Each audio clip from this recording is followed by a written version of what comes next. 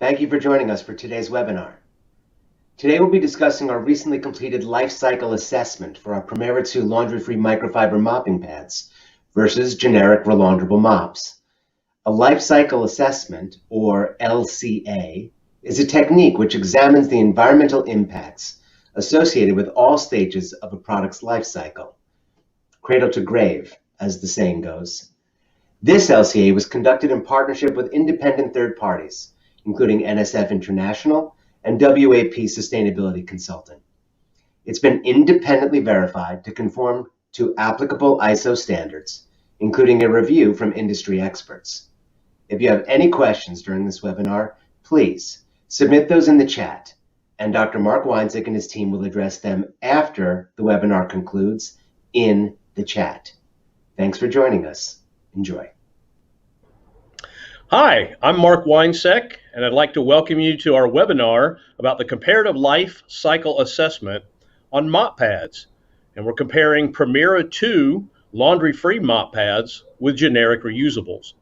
I'm Mark Wiencek, a senior microbiologist with Contec Professional, and I'll be joined here in a few minutes by Manasa Rao, who's a consultant with WAP Sustainability Consulting and a life cycle expert. So let's start off by talking about sustainability in the cleaning industry. We hear a lot about sustainability in all our lives, but specifically to focus in quickly on the cleaning industry, there's many different aspects and ways of describing and trying to assess how do I effectively clean, whether I'm cleaning for appearance or cleaning for health, but try to do that in the most sustainable possible way to be as friendly to the environment as well as the people that are applying these cleaners and disinfectants. And so we can go down the list of different aspects: detergents and cleaners, the packaging that all these types of supplies arrive in, the textiles that we use to apply the cleaners and disinfectants, and finally the tools that connect those textiles to our custodian staff that ultimately have to go high, go low, go underneath objects and be able to clean. And so green cleaning is a particular challenge. And if we even now focus further on the textile aspect, let's talk a little bit about the textiles that we use to clean.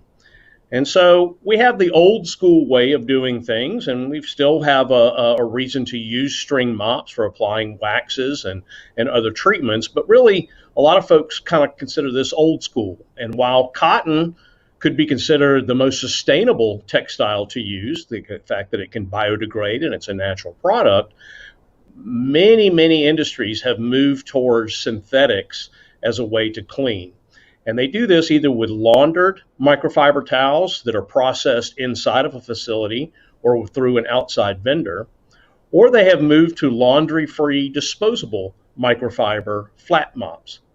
And so the reasons that folks have moved away from string mops is that even though cotton was king a long time in the United States, it really has faded from its prevalence in the cleaning industry. So since the early 2000s, there's evidence that synthetic microfiber mops and wipes are actually better at removing dirt and microbes. They're certainly lighter weight to use and transport. They avoid this important issue called quat binding, where the negative charge on the quattin can actually bind and inactivate certain quaternary disinfectants. And it's been shown time and time again by different associations that they use less water and chemicals. So in many ways, they're already a greener choice than using the cotton mops that absorb a lot of liquid and deliver a lot of liquid, but they're just not very effective at cleaning. And so again, whether it's the CDC, the EPA, various different associations, even the LEAD cleaning program talks about using microfiber mops instead of cotton. And so that's where really our choices lie. So if we now talk about the options that really folks choose from today with synthetic microfiber, it's really between disposable versus relaundered. So if we look at laundry-free disposable, we're dealing with fresh microfiber that's in its innate state as it was manufactured every time we use it. And it's a very delicate fiber, and so we want to preserve it the way it was when it was manufactured. Very lightweight type of pads because they're only used to clean one time and then they're disposed. There's no residual detergents or debris from the laundering process or previous use to neutralize disinfectants. And in the same aspect, there's no risk of high bioburden if they've been used to clean pathogens out of a healthcare or some other type of facility, that some of those pathogens could still be left in the mop even after laundering. But we also have the option, it's very popular, to re-launder these some of these flat mops before disposing. And we do know that these are thicker mop pads that can hold more cleaner and disinfectant. They can be processed effectively, at least most of the pads can, if they can withstand the CDC laundry conditions. And then the big question is, are these mops actually better for the environment because they're being reused? So that's where the focus of this study, this life cycle assessment that Manasa Rao is going to take us through in the next few slides. Thanks, Mark. I'm Manasa Rao from WAP Sustainability, and I'll be going through the LCA that we did for Contec. As part of a comparative LCA, we are required to have a critical review that I'd like to introduce the panel to. First, we have Tom Gloria, who is the founder of Industrial Ecology Consultants and the Director of Graduate Sustainability and Global Development Practice Programs at Harvard University. Then we have Jack Geibig, who is the President and founder of EcoForum. And lastly, we have Mike Levy, who is the Senior Associate at First Environment. So, what is a life cycle assessment study? It is a detailed process to quantify potential environmental impacts. This methodology is detailed in ISO 14040 and 14044 standards. I'll now briefly go through the phases of a life cycle assessment study.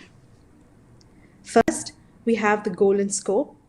Here is when we set the system boundary and level of detail of the study. This depends on the subject and the intended use of the study. Second, we have the life cycle inventory. Here we collect an inventory of the input and outputs with regard to the system being studied. Again, the level of detail to be collected depends on the goal of the study. Third, we have the life cycle impact assessment, or LCIA.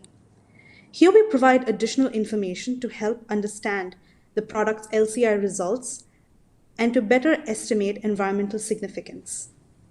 Finally, we have interpretation. Here, the results of the LCIA, or life cycle impact assessment, are summarized and discussed as a basis for conclusions, recommendations, and decision-making according to the goal and scope of the study. Before I proceed, I'd like to present a caveat to LCA studies in general. LCA doesn't address economic and social aspects of a product, but the life cycle approach and methodologies used can be applied to other aspects as well. Now we'll briefly go through each of the phases of the study. First up, we have goal and scope. For the two product systems, one which is Contec's Primera 2 mop pad, and the second which is the reusable mop pad, the goal of the study was to assess these two product systems in detail. We assume that both of them are manufactured in the USA. The second assumption is that the mop pole, handle, and frame of the mop pads are not included since they're interchangeable. We also look at the use case, or the functional unit in this case, of 100 uses, where we have one mop per patient room, and the mop used to clean the bathroom separately has not been included in the study. Finally, we have the disposal phase, where we have assumed that 80% of the mops go to landfill and 20% go to incineration with energy recovery. The second phase is the life cycle inventory phase. I'll first go through the phases for the Primera 2 mop pads and then go through the phases of the life cycle for a reusable mop pad. What consists of the system boundary? For Primera 2 mop pads, we looked at cradle to grave. Cradle being the raw material extraction and sourcing of the materials, and grave being end of life. So we start with raw material sourcing and manufacturing into fabric components, assembly of bulk fabric rolls at the supplier facility, final production, and packaging finally at Contec's facility, followed by transportation to customer. This is then followed by use of the product, and finally end of life. End of life, again, as I mentioned before, 80% is considered to go to landfill and 20% goes to incineration with energy recovery. And here, since we're looking at 100 uses of the mop, this includes 100 separate mop pads used 100 times, one time each. Next, for the relaundered mop pads, we start again with the raw material sourcing and manufacturing phase, which is the cradle. Then we move on to distribution to customer. Here, since this is a reusable mop pad, we have another phase before the use phase, which is the laundry phase. And then finally, end of life. The laundry phase includes the washing, drying, as well as use of detergents, and finally the treatment of the effluent that comes out. Again, here, this is one mop pad used 100 times, so it's relaundered 100 times and then disposed at the end of life. Another thing that I'd like to mention here is that we consider that the laundry facility is at the hospital, so it's an on-premises facility. And then at the end of life, where each mop pad is used 100 times, again, we consider the same end of life scenario where 80% goes to landfill and 20% goes to incineration with energy recovery. So first we look at the Primera 2 mop pad system in detail. This is a 19-inch mop pad that includes 3 layers. One is a mopping layer, a distribution layer, and a mop attachment layer.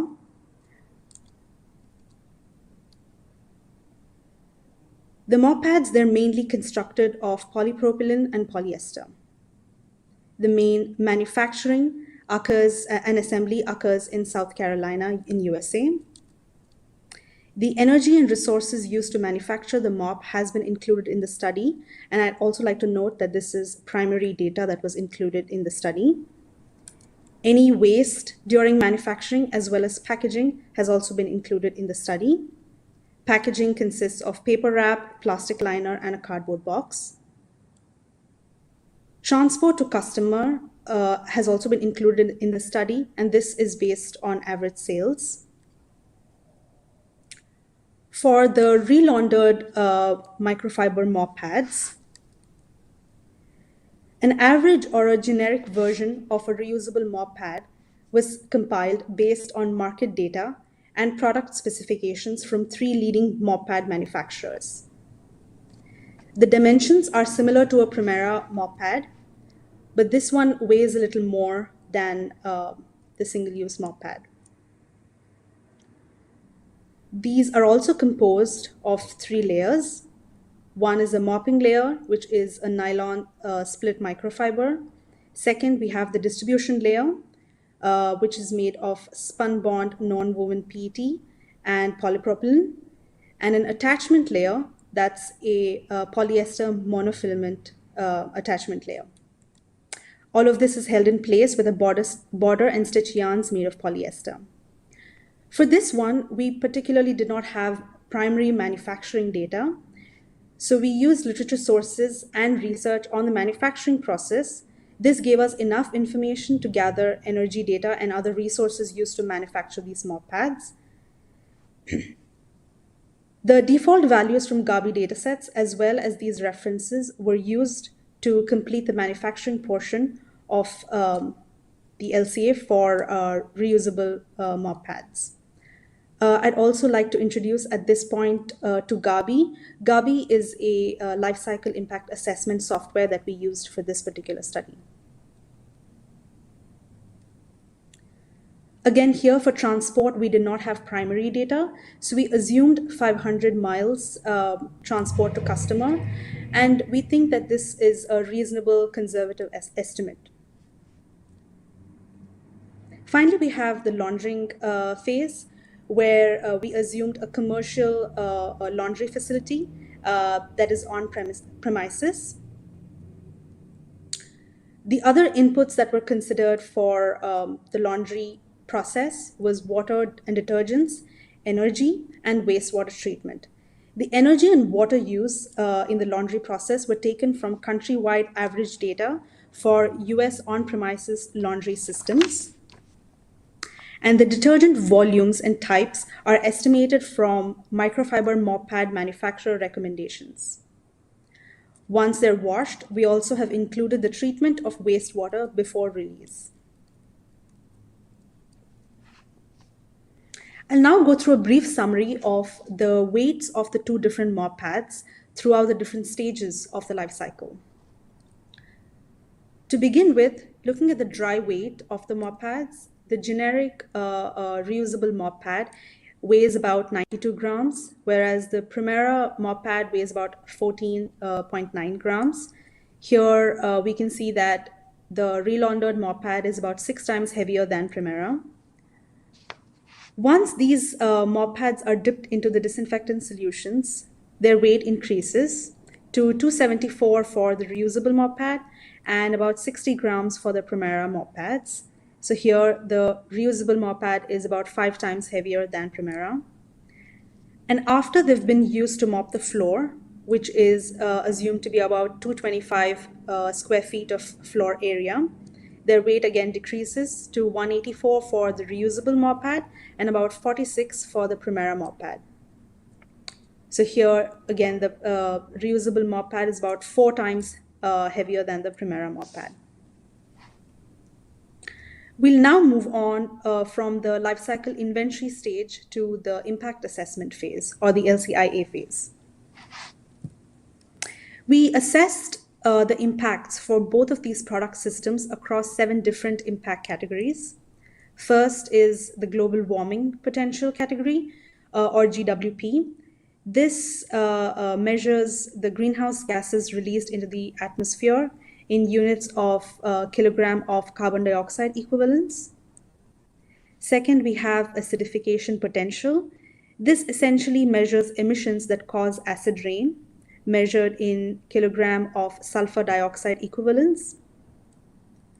Third, we looked at eutrophication potential. These are emissions that cause effects such as algal blooming, measured in kilogram of nitrogen equivalents. Then we have ODP, or ozone depletion potential. This is what causes the ozone layer in the atmosphere to get depleted, which is measured in kilogram CFC 11 equivalents. Next is smog potential. These are emissions of particulate matter that increase air pollution and decrease visibility, causing haze, among other effects, measured in kilogram of ozone equivalents. Then we also looked at abiotic depletion potential, or ADP, which measures the use of fossil fuels in megajoules. And finally, we also looked at water usage in cubic meters. Now we'll move on to what the results show us. I'll also like to note that we'll be looking mainly at GWP and not the other ones in detail, and not the other indicators in detail. Greenhouse gases are important to measure and reduce as they warm the earth by absorbing energy, and they slow the rate of energy release into space. This is one of the main causes of climate change. And since global warming potential, or GWP, and other indicators tend to trend in the same direction, we'll be looking in detail only at GWP. So from this chart, as we can see, the largest contributor of GWP for the reusable mop pads is maintenance. About 82% of impacts come from maintenance, mainly attributed to electricity and thermal energy used for washing and drying the reusable mop pads. Next, looking at transport to customer, the impacts for this are quite minimal. Again, they're higher for Primera 2 mop pads because 100 of those have to be transported to customer separately, since we're looking at 100 use cases, whereas for the reusable mop, they have to be only transported once. Next, in the use phase, the impacts are also not very large. They're about 4 to 5% of total GWP impacts over the whole life cycle, mainly attributed to water and disinfectant used during the use phase. And finally, looking at end of life or disposal, here we find that the single-use mop pads or the Primera 2 mop pads have a larger impact, since 100 of those mop pads need to be disposed at the end of life versus one being disposed at the end of life for reusable mop pads.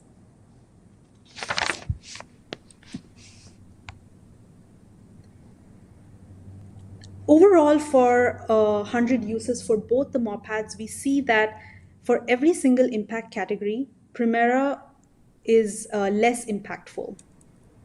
Again, I'd like to mention in this chart that the values have been normalized, which is why we have all of the impact indicators in one single chart.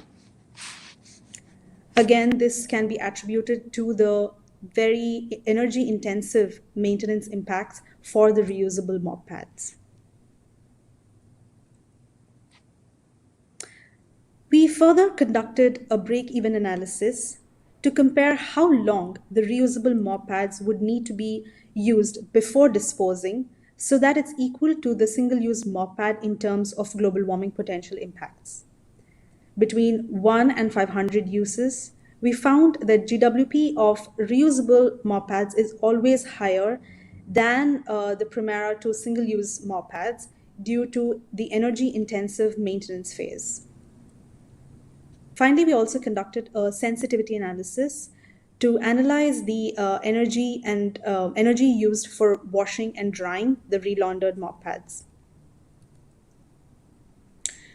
We wanted to make sure that the values we used were reasonable, since the literature sources we used were not specific to mop pads, but general to clinical textiles used for on-premises facilities. And we wanted to know if we made any changes in those inputs, would the impacts or the break-even point be affected? What happens if the laundry process becomes more efficient? For that, we reduced the energy inputs by 50, 75, and 90% of the original values. And the overall maintenance impacts only dropped by 55%. This is still higher than using 100 single-use mop pads, showing that there's no break-even point at which the reusable mop pad is better than the single-use mop pad due to the energy-intensive maintenance impacts. I'd like to now pass on the presentation back to Mark, who will briefly walk through a few literature studies that pertain to single-use versus reusable mop pads or textiles in general. Thank you, Manasa.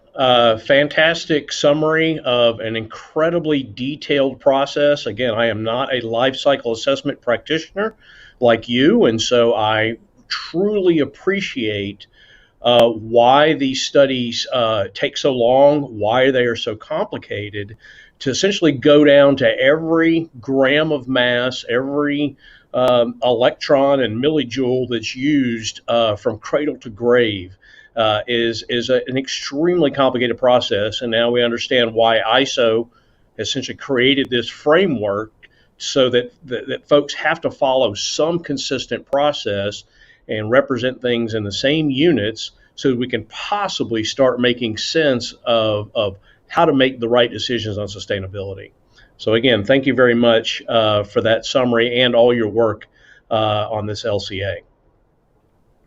As Manasa said, again, these results were specific to mop pads, and we wanted to understand, well, how different could they be, or how similar are these results to other types of, in this long debate between reusable and disposable textiles. And so there's plenty of peer-reviewed published studies that have been done, and even some not peer-reviewed. Here's some peer-reviewed ones that have looked at different types of textiles that are used, particularly in healthcare settings, whether they be disposable surgical gowns, other protective garments, some wipers, and isolation gowns. And so we look at these reports, and again, there can be some variances in terms of the materials themselves and how heavy they are, and a lot of other details that can impact it. But ultimately, you can convert all the data into the same units to make a comparison. So really, as Manasa said, because the energy for washing and drying seems to be so critical to the environmental impact of laundering, we wanted to focus in on that. So we looked at these comparative A's on gowns, coverall, wipers, and said, how do these numbers compare? So if we look across the row here, this is 6 different studies, 5 different studies compared to the results that Manasa found in her analysis. And you look at energy being the sum of electricity and natural gas in the units of kilowatts per 1,000 grams of laundry. We see that they range anywhere from the 1800s all the way up to 3,000 kilowatts, and that the value that we calculated for these mop pads falls right in line with what has been shown for these other types of textiles. Now, when we look at water represented as gallon per pound, you see that there is, again, a wide variance among other studies, but most of them fall into the, say, 1 gallon per pound range. And yet, what we found was that there was about 3 times that for these mop pads. Now, some of that is based on the recommendations that folks put out there in terms of, if you're going to wash these mop pads, this is what you should do. But we also recognize, again, these materials are fundamentally different in their thickness and how long it takes for them to dry. And because they're microfiber, again, there are some particular challenges related to the laundry process.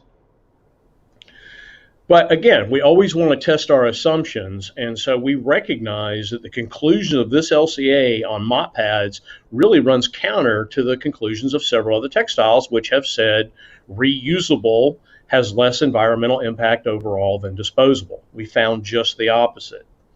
And so again, we're looking at what are those key differences. We know these are mop pads.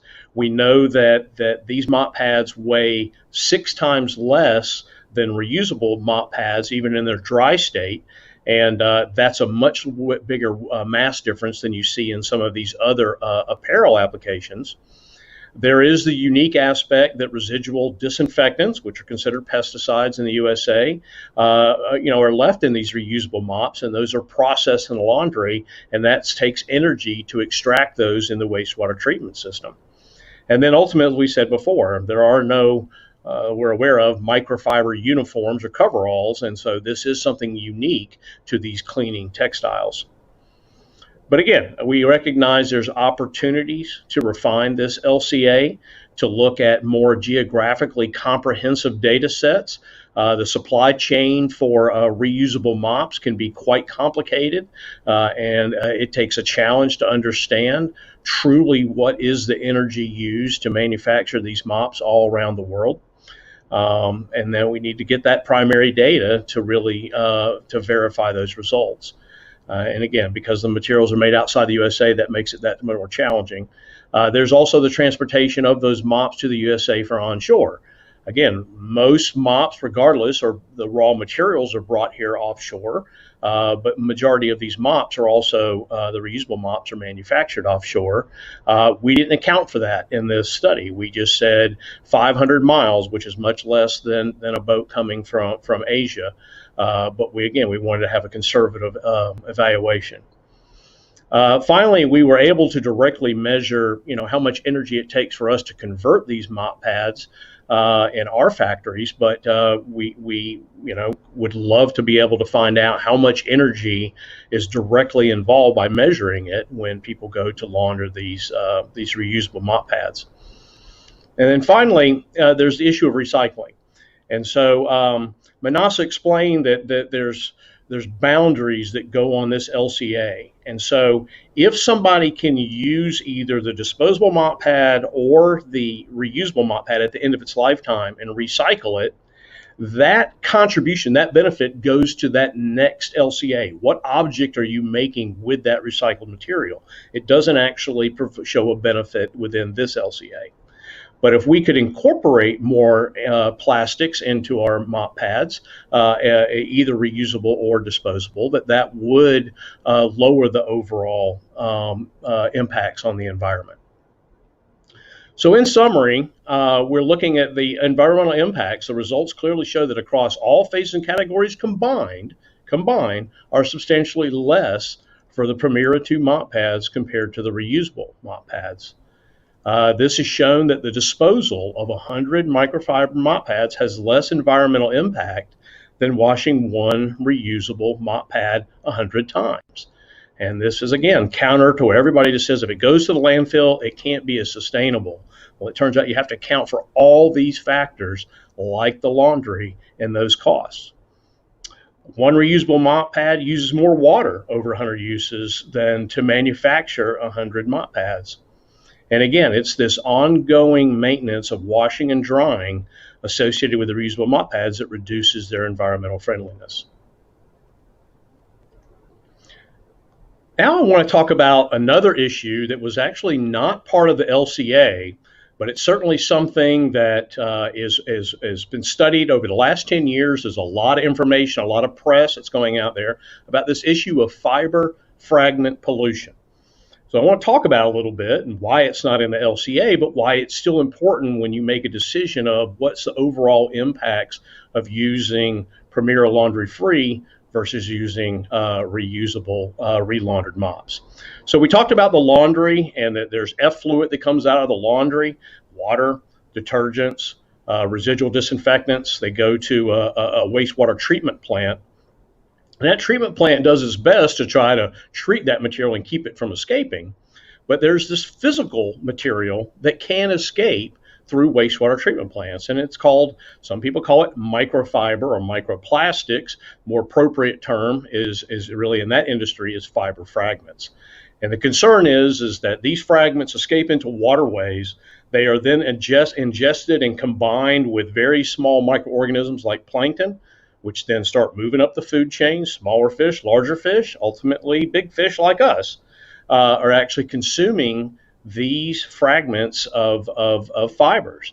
And whether there's an impact on human health to be determined, but there does seem to be certainly some negative environmental impacts by having these microplastics proliferate through the food chain. So what is this idea, again, of impacting laundering microfiber mops? Well, most of the studies that have been done have really been around domestic washing of clothes.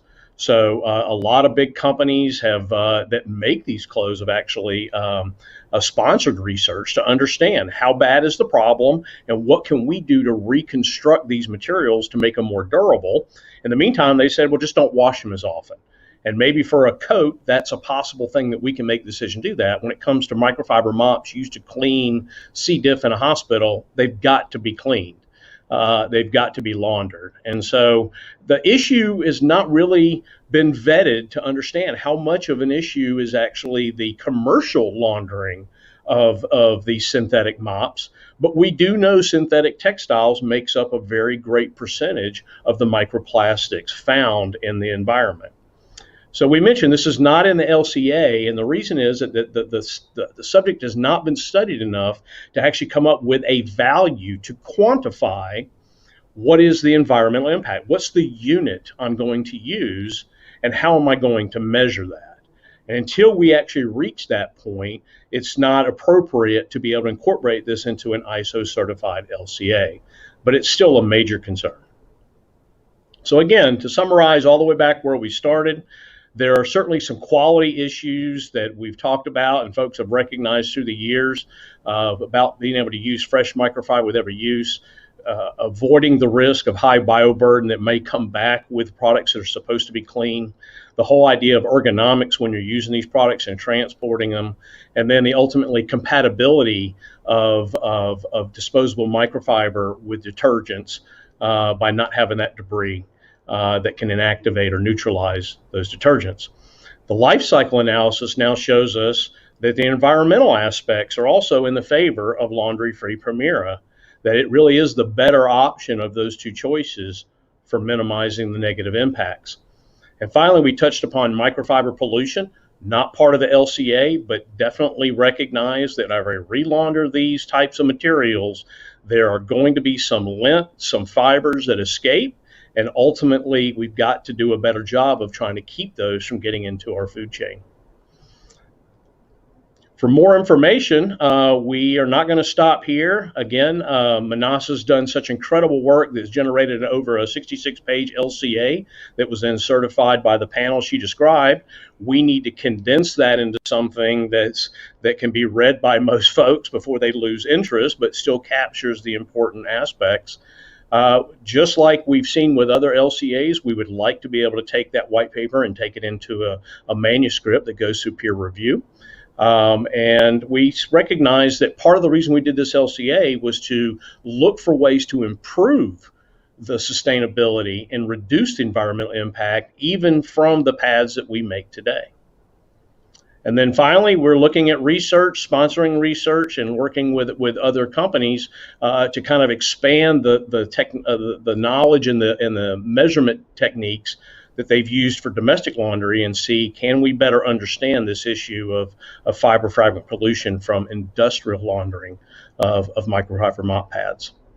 Again, thank you so much. We really appreciate Manasa joining us today in this presentation, and look forward to having many more discussions with you about this subject as we move into a more sustainable future. Thank you. Thanks again for joining us today. As I mentioned before the webinar, if you have questions, please submit those at this time in the chat, and Dr. Wiencek and his team will be able to address them now. For more information about laundry-free Primera 2 microfiber mopping pads and other products from Contec Professional, please visit us on the web at contecprofessional.com. If you'd like more information about our upcoming webinars, including one coming soon about disinfectants, please follow us on social media, including LinkedIn and Facebook. Thanks, and stay safe.